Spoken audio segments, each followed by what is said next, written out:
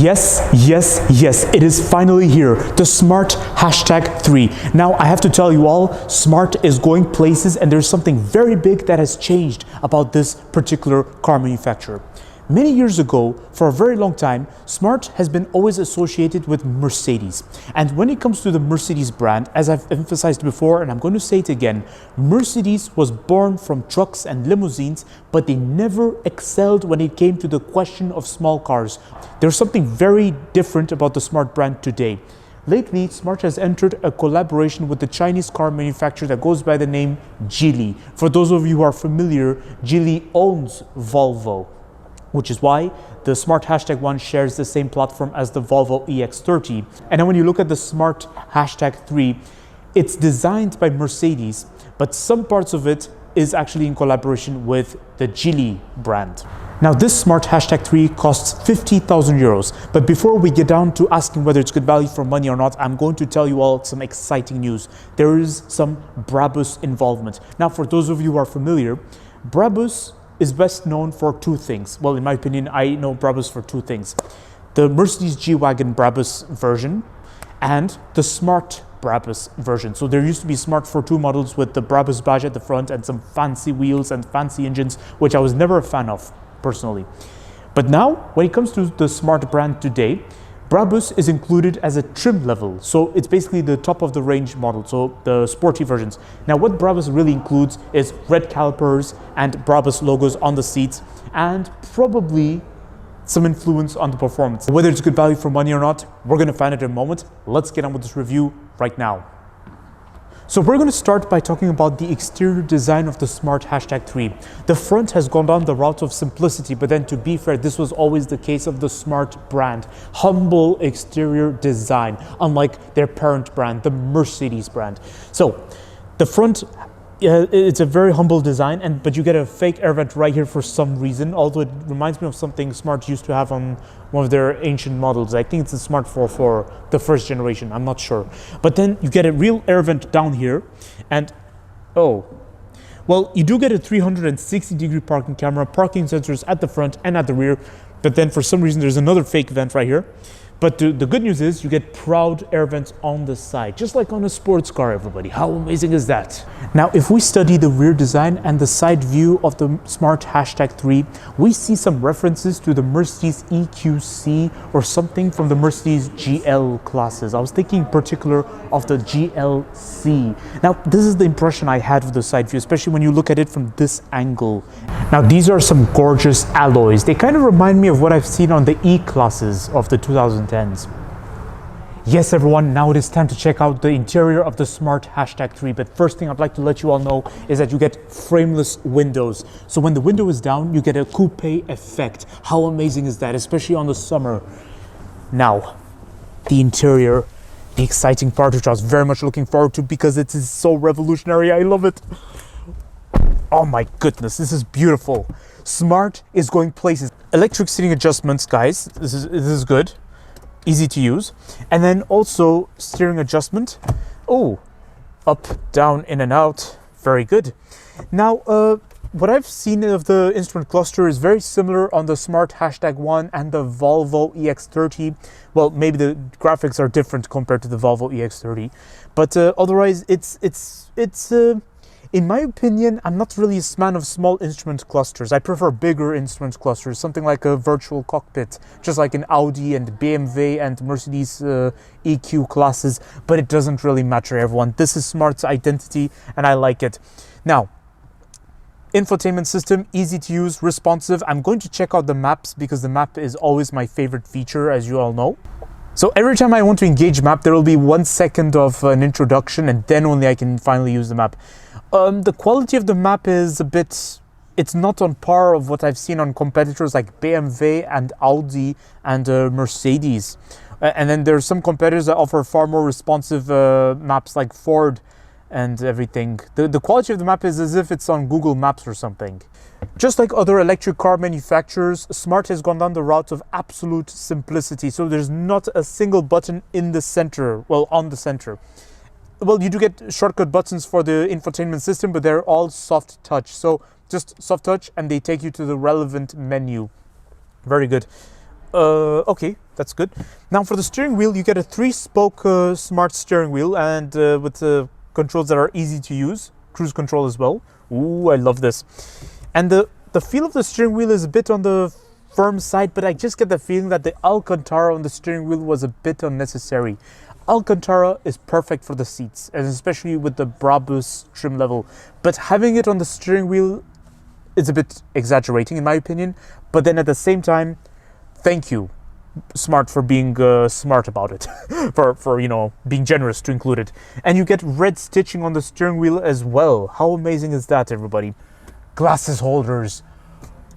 I love this because most car manufacturers got rid of glasses holders, and this is problematic. And speaking of Brabus's involvement, even the seat belts are red. How amazing is that?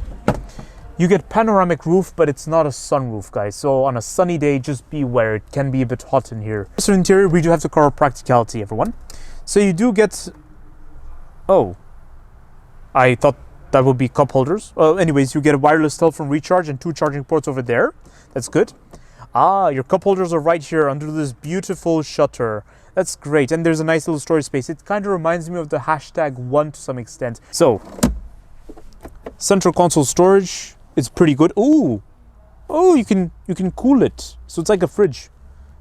That's great. And there's even a card holder right here. I'm impressed. Glove box is easy to reach from the driver's seat, but its space is average. The door bin, on the other hand, door bin looks like it can certainly fit a big water bottle. Certainly. You want to know something funny? This is related to the, well, I mean, the Smart Hashtag 1 was related to the Volvo EX30. The Volvo EX30 was priced more than this Smart Hashtag 3. And this Smart Hashtag 3 boasts far more equipment and options and practicality solutions than what I've seen on its competitors. I have absolutely nothing to complain about, except perhaps for the infotainment system. Now it is time to check out the rear seats of the Smart Hashtag 3. All right, so first thing I really like, wow.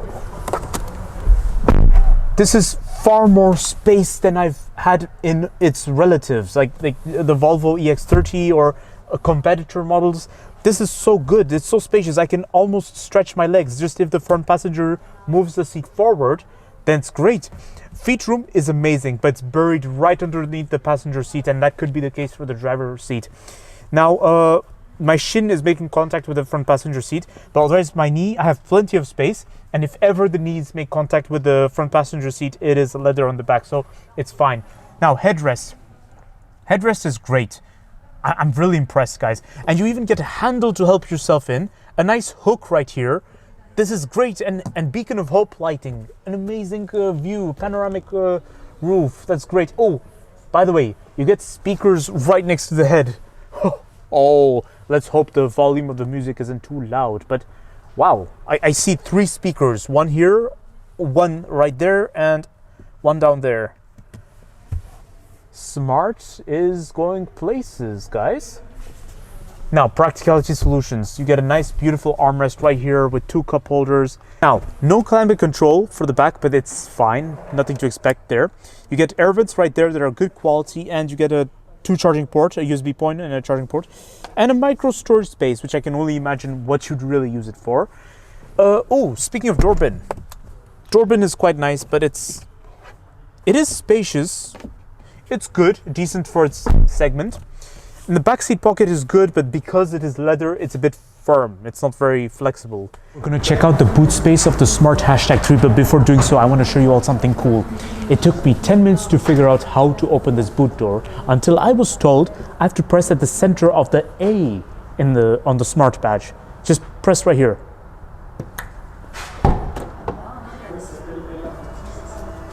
And another good news is you can park it next to a wall and it doesn't even hit you. Well, it doesn't hit the wall. That's great. Now for the boot lip, there is prominent plastic right here, which is durable, great, but just be very careful that the paintwork over here is quite sharp. So it sticks out very proudly. In long terms, you have to be very careful with your luggage. Otherwise, in long terms, there can be a paint wear right here, and that's something you do not want. The boot space is average for its price and segment. You get this nice shutter right here, and if you don't need it, whoa, it slides back in speed. Very interesting. Now, Interesting boot floor. I'm not sure if it's adjustable. Is it adjustable? Ooh, it's not adjustable, unfortunately, but you do get additional storage space underneath, and it is quite spacious. And if ever you just need extra volume, I'd just recommend get rid of this whole thing. And there you go. You have additional volume right there. So here's my conclusion of the Smart #3. I have checked out quite a good number of electric cars, and I have to say, so far there are only 4 electric cars that have made it to my personal list of best electric cars. The Microlino, the BMW i4, well, I call it BMW i4, Smart #1, and now I'm very proud to tell you all the Smart #3 has made it to my list. Right here, I come down to the topic of value for money. For a price of 50,000 euros, is this Smart #3 good value for money or not? Everyone, I have to express my opinion, and I have to express how I feel. I love this Smart #3, and I think it is one of the best value for money electric car you can find for a price of 50,000 euros, because I've seen a good number of competitors that have one thing or another that's missing, either the desirability, either the practicality, or the equipment. But this Smart #3 has been ticking one box after another. Don't forget to like, comment, and subscribe, and stay tuned for more videos that are on the run. I will see you all next time.